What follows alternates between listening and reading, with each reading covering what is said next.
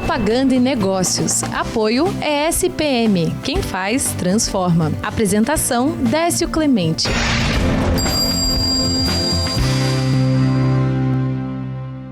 Hoje nós estamos aqui no Instituto Cultural ESPM para conversar com Geraldo Alonso e Nelson Gomes, que estão preservando a memória da propaganda brasileira. Eu volto já.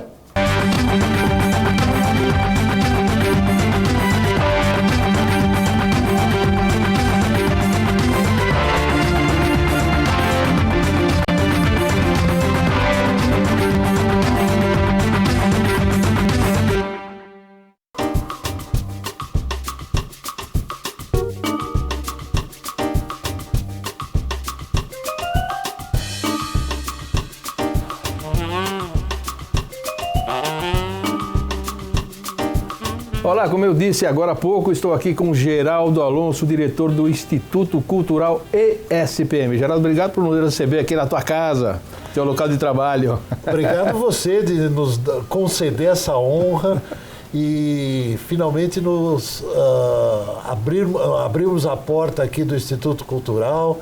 E finalmente nós já nos conhecemos há algum tempo. É melhor nem falar quanto tempo. Eu acho que é a terceira vez já que estamos juntos em gravação. Só em entrevistas, né? Só em entrevistas. E por outras emissoras e agora no Alpha Channel. Eu queria falar sobre o Instituto Cultural, como foi criado, qual foi o princípio, a ideia, porque estamos numa instituição de ensino, você pode falar um pouquinho também da ESPM também, e como foi criado especificamente o Instituto? Com o maior prazer. O Instituto Cultural foi criado pelo nosso atual presidente, José Roberto Whittaker Penteado, em 2002, que tinha, desde então, uma visão, eu diria, pioneira, de tentar resgatar parte da história da publicidade brasileira.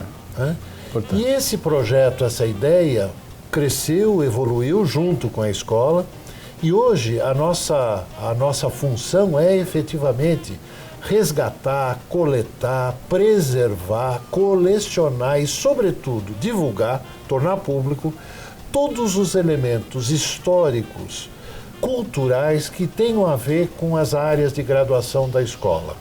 Hoje a ESPM cresceu muito, nós temos as áreas de publicidade, comunicação em geral, marketing, design, jornalismo, tecnologia da informação, ciências sociais do consumo e relações internacionais.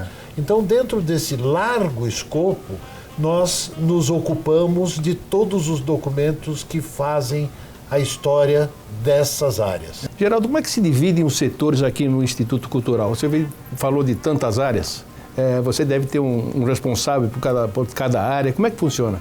O centro do Instituto é o que eu chamo de acervo. Dentro do acervo existe a hemeroteca.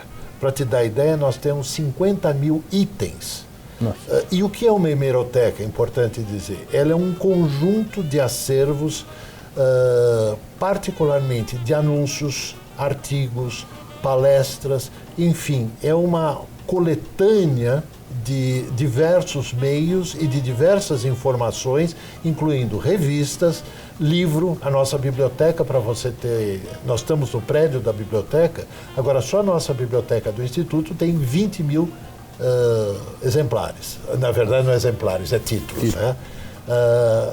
99% desses títulos ligados à cultura do Brasil. A outra área relevante é o que eu chamo a área digital, que é comandada por uma profissional, uma diretora de arte extremamente competente, que produz as exposições digitais. A cada 15 dias, mais ou menos, nós produzimos uma exposição virtual sobre assuntos do momento, assuntos que nos inspiram naquele instante. Essas exposições virtuais, para lhe dar um exemplo, têm sido entre as 5 mais pesquisadas do Google.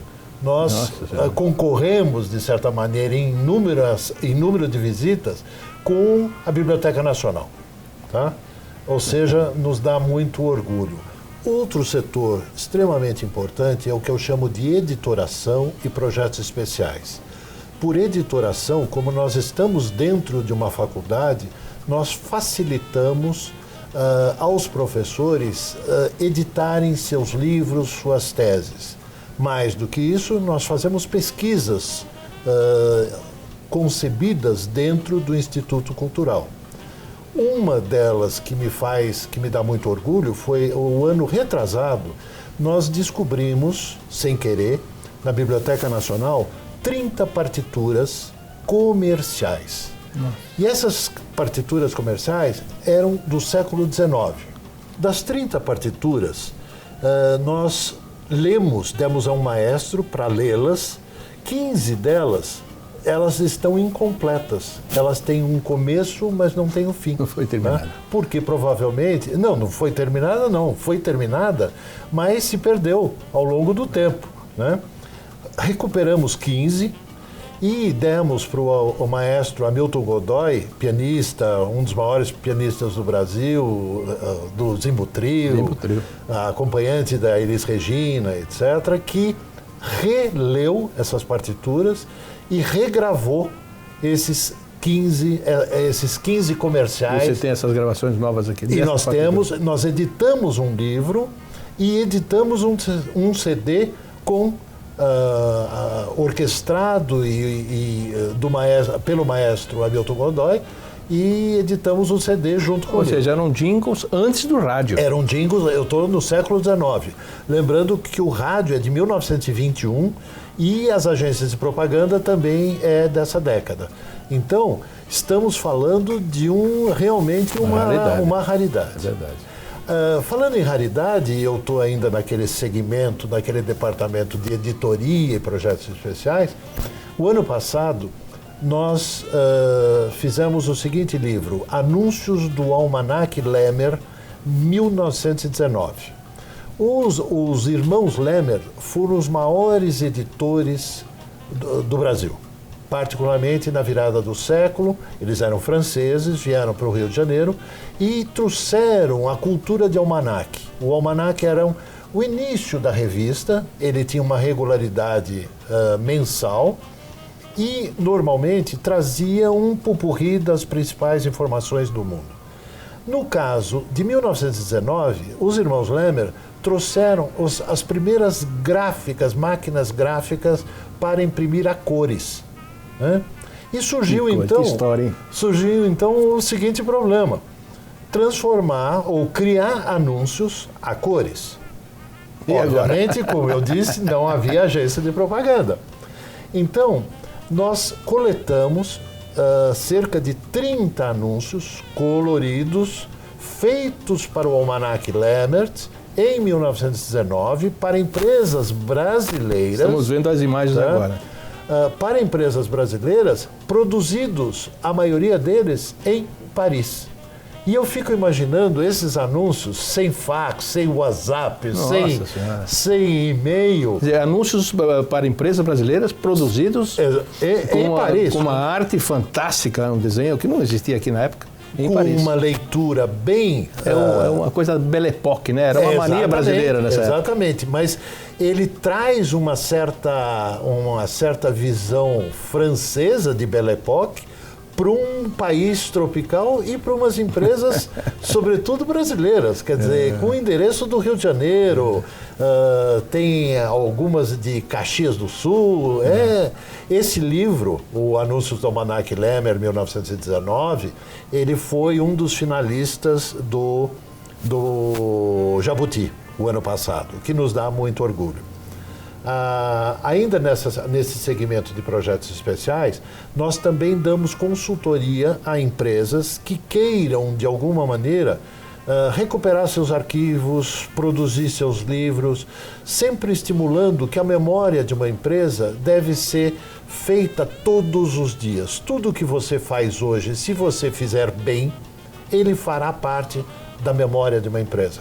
Então eu sou um defensor... Ou seja, alguma empresa historicamente famosa, com produtos já antigos, tal, que quiser ter uma consultoria de como preservar esse material e depois torná-lo de utilidade pública, até pode procurar... Nos procure. O Instituto Cultural ESPM. Exatamente. Nós temos não só o Instituto Cultural, como professores, historiadores, capazes de produzir materiais sempre nesse sentido de preservar, de um lado, a memória e, sobretudo, Quando você preserva a memória, e produz, e edita, e transforma, né, você está gerando valor. De um lado de tradição, né, e, sobretudo, de qualidade. Ou seja, eu só durei X anos porque, ao longo do tempo, eu respeitei o meio ambiente, eu respeitei meus profissionais, eu respeitei, sobretudo, o meu consumidor e, sobretudo, cheguei, vamos dizer, com X anos de existência. E esse material é riquíssimo em informação, né? Em imagens também. A gente vê, pode até estudar, os nossos novos estudantes aqui da ESPM, como era feita a publicidade, os anúncios comerciais do passado, né? Uma comparação com os dias de hoje. Alguns até, nesse teu almanaque, como nós vimos, até mais bonitos, né? Mais sofisticados dos que hoje em dia. Primeiro que não tinha varejo na época. Uma boa notícia para os seus telespectadores é que este anúncios do Almanac Lemmer, ele está acessível, sem custo, sem senha, sem nada, no nosso site do Instituto Cultural, através do e-book. Me fala um pouquinho do SEDOC. Então, o SEDOC é um departamento que nós criamos há cerca de um ano, e ele tem o privilégio de contar com o profissional mais experiente que existe nesse mercado, chamado Nelson Gomes.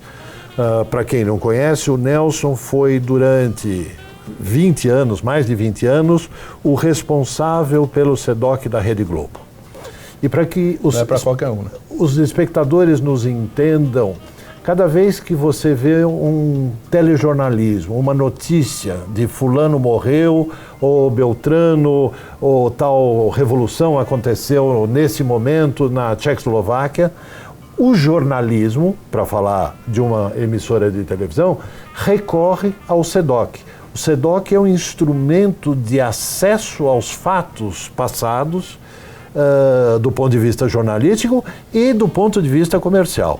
E eu tenho o privilégio de partilhar com esse profissional, com esta figura histórica da comunicação no Brasil, a direção do SEDOC, que é uma coisa que a gente está construindo com o talento e com o olhar maravilhoso do Nelson Gomes. Para agora e para gerações futuras, sem dúvida. Seguramente. Geraldo, o nosso primeiro bloco terminou. No segundo bloco vamos falar com o Nelson Gomes, vai mostrar tudo, nós vamos espiar direitinho como ele faz. Vamos aprender um pouquinho como é que se faz a preservação de um material tão rico em informação e cultura, tá bom? Muito obrigado. Então nos aguardem no segundo bloco, continuamos aqui no Instituto Cultural ESPM. Até já.